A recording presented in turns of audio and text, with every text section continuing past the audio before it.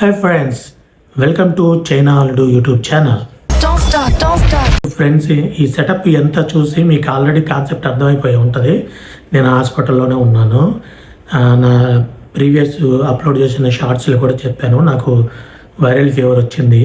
Viral fever రావడం వల్లేసి హాస్పిటల్లో join అయ్యాను, ట్రీట్మెంట్ చేస్తున్నారు నాకు అనేసి చెప్పాను. ఆ వీడియోలు చూసి చాలామంది మన వాళ్ళు భయపడిపోయారు.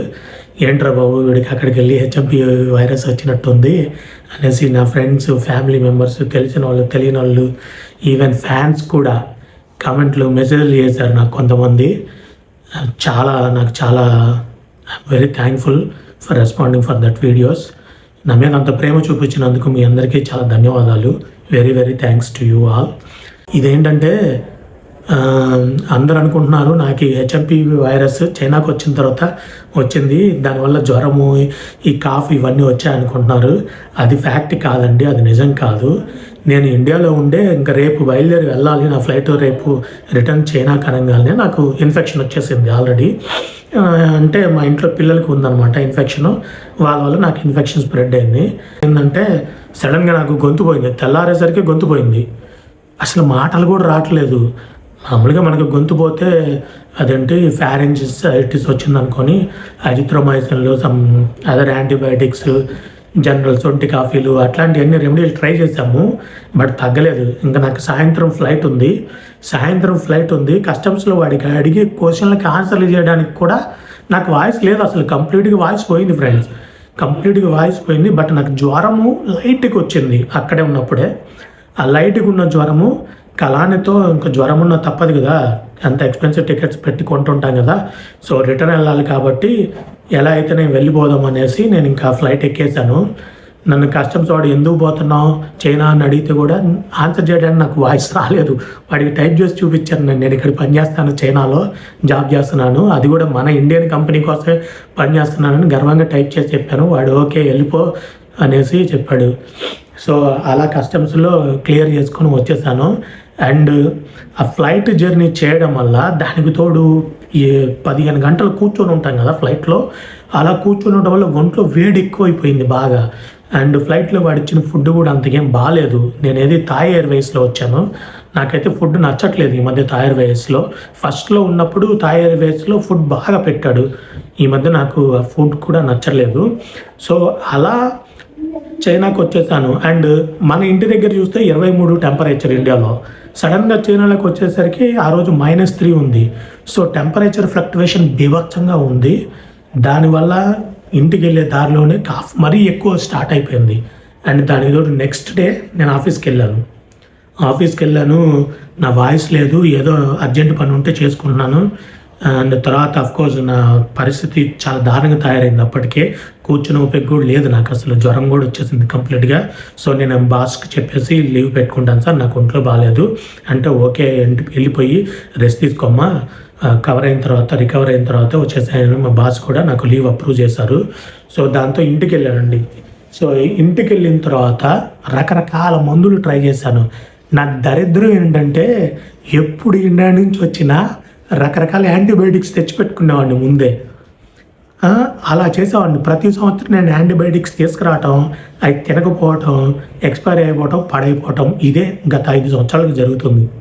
సో ఈసారి మనం తీసుకెళ్ళినా వేస్ట్ అయిపోతుంది యాంటీబయాటిక్స్, దాంతో చేసేది ఏం లేదు కదా అనేసి ఆ యాంటీబయాటిక్స్ తీసుకోలేదండి. చిన్న మల్టీవిటమిన్స్ అవి మాత్రమే తీసుకొని వచ్చేస్తాను. సో ఇంట్లో ఒక యాంటీబయాటిక్ కూడా లేదు.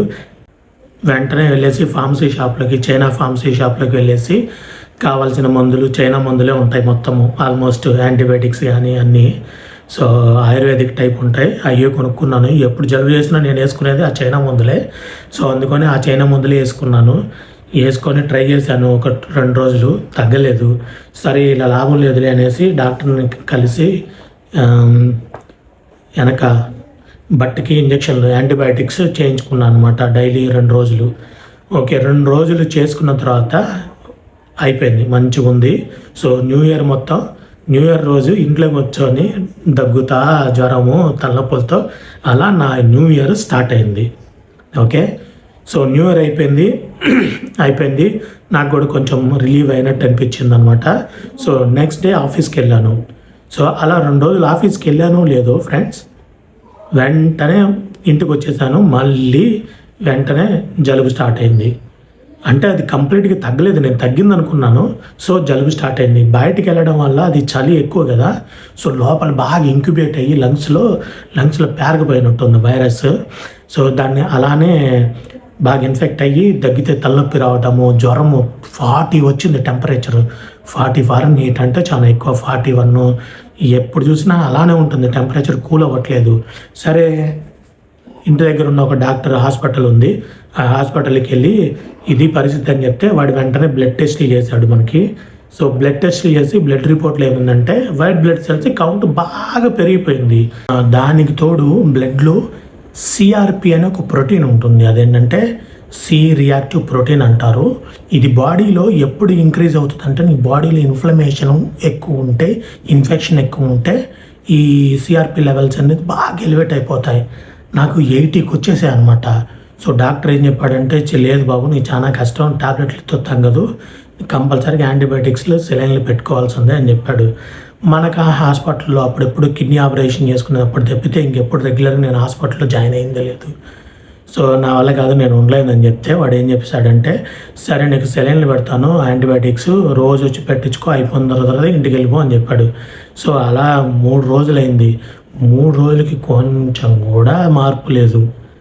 ఆ డాక్టర్ ఏం చెప్పాడంటే, నా వల్ల కాదు నిన్ను ట్రీట్ చేయడము, పెద్ద హాస్పిటల్కి పోండి అని చెప్పాడు. సరే అని హడావుడిగా పెద్ద హాస్పిటల్లో జాయిన్ అయినాం అనమాట. పెద్ద హాస్పిటల్కి వస్తే డాక్టర్ చెక్ చేసి, ఈ అబ్బాయికి ఇన్ఫెక్షన్ మామూలుగా లేవు, సిటీ స్కాన్లో మొత్తం లంగ్స్ నిండా లంప్సే ఉన్నాయి, ఈ అబ్బాయికి బాగా ఇన్ఫెక్షన్ ఎక్కువ ఉంది, నువ్వు ఇంటికి వెళ్ళి చేస్తానంటే కుదరదు, కంపల్సరీగా నువ్వు అడ్మిట్ అవ్వాల్సిందే, నీకు బాగా యాంటీబయాటిక్స్ 3 పూట్ల బాగా పెట్టాల్సిందే, అప్పుడే తగ్గుతాయని చెప్పారు. సరే ఇంకా తప్పదు, ప్రాణాల మీదకి వచ్చిన విషయాలు. సో ఏదైతే అనుకొని ఇంకా హాస్పిటల్లో జాయిన్ అయ్యాను. ఇది వచ్చేసి 4వ రోజు. సో వరుసగా ప్రతిరోజు యాంటీబయాటిక్స్ మార్నింగ్ నైట్, యాంటీబయాటిక్స్ చేతికి ఇది పెట్టారు కదా, దీని నుంచి యాంటీబయాటిక్స్ మార్నింగ్ నైట్ ఎక్కిస్తూనే ఉన్నారు. అండ్ దానికి తోడు తినడానికి క్యాప్సూల్స్ ఇస్తున్నారు, మందులు ఇస్తున్నారు, కొన్ని తాగడానికి ఒక దగ్గు మందు లాంటిది కూడా ఇచ్చారు. సో ఇప్పుడు ఏంటంటే ఒక 2 రోజుల నుంచి నాకు జ్వరం రావటం లేదు. మొన్న ఏమైందంటే ఫస్ట్ 2 రోజులు జ్వరం ఆగిపోయింది, హాస్పిటల్లో జాయిన్ అయిన తర్వాత మళ్ళీ వెంటనే జ్వరం స్టార్ట్ అయింది. అదే డాక్టర్ చెప్తే మళ్ళీ డోస్ ఏదో అడ్జస్ట్మెంట్ చేశాడు, ఆ తర్వాత అసలు జ్వరం అస్సలు లేదండి, మామూలుగా 36 ఉంది టెంపరేచర్, అంతే. జ్వరం కంప్లీట్గా తగ్గిపోయింది. అండ్ నా దగ్గు కూడా బాగా కంట్రోల్ అయింది. ఇంతకుముందు చాలా విపరీతంగా వచ్చేది, ఆయాసం తట్టుకోలేను, అండ్ దగ్గితే ఇదంతా పెయిన్ వచ్చేదన్నమాట. ఆ లెవెల్లో ఆ రేంజ్లో ఇన్ఫెక్షన్ వచ్చింది మనకి. సో ఆ పెయిన్ మొత్తం ఆగిపోయింది, ఇప్పుడు దగ్గితే పెయిన్ రావట్లేదు. ఇలా కాఫ్ వస్తుంది అప్పుడప్పుడు 5 నిమిషాలకు ఒకసారి అట్లా. సో ఇది కూడా తగ్గిపోయింది. సో నీకు ప్రాబ్లం ఏం లేదు, ఇంకో 2-3 రోజుల్లో నీకు జ్వరం కూడా రావట్లేదు, 2-3 రోజుల్లో ఈ కాఫ్ మొత్తం కవర్ అయిపోయింది. మళ్ళీ ఇంకొకసారి ఆ సిటీ స్కాన్లు చేసి లంగ్స్లో ఎలా ఉందని చెక్ చేసి నిన్ను డిశ్చార్జ్ చేస్తాం బాబు, ఇక్కడ నిన్ను రెగ్యులర్గా పెట్టుకోము, నిన్ను పెట్టుకొని పోషించేంత ఓపిక మాకు లేదన్నాడు. అండ్ ఇదేంటంటే ఇది గవర్నమెంట్ హాస్పిటల్, నేను ఉన్నది ప్రైవేట్ హాస్పిటల్ కాదు, ఇది పక్కా గవర్నమెంట్ హాస్పిటల్. ఎంత ఎక్విప్మెంటెడ్, ఎంత క్లీన్గా, ఎంత నీట్గా ఉందంటే గవర్నమెంట్ హాస్పిటల్ అసలు ఏమాత్రం కార్పొరేట్ మల్టీ స్పెషాలిటీ హాస్పిటల్కి తగ్గదనమాట, ఆ రేంజ్లో ఉంది ఇక్కడ. అండ్ స్టాఫ్ కూడా హై క్వాలిఫైడ్ స్టాఫ్ ఉన్నారు, ఫారెన్లో చదివచ్చిన స్టాఫ్ కూడా ఉన్నారు ఇక్కడ, నర్సులు. దానితో నర్సులు కూడా భలే ఉన్నారు ఇక్కడ. సో మనకి అలా టైం పాస్ అయిపోతుంది డైలీ. ఓకే అండి, నా హెల్త్ అయితే బాగానే ఉంది, కాఫ్ కంట్రోల్లో ఉంది. 2-3 రోజుల్లో డిశ్చార్జ్ అవుతాను.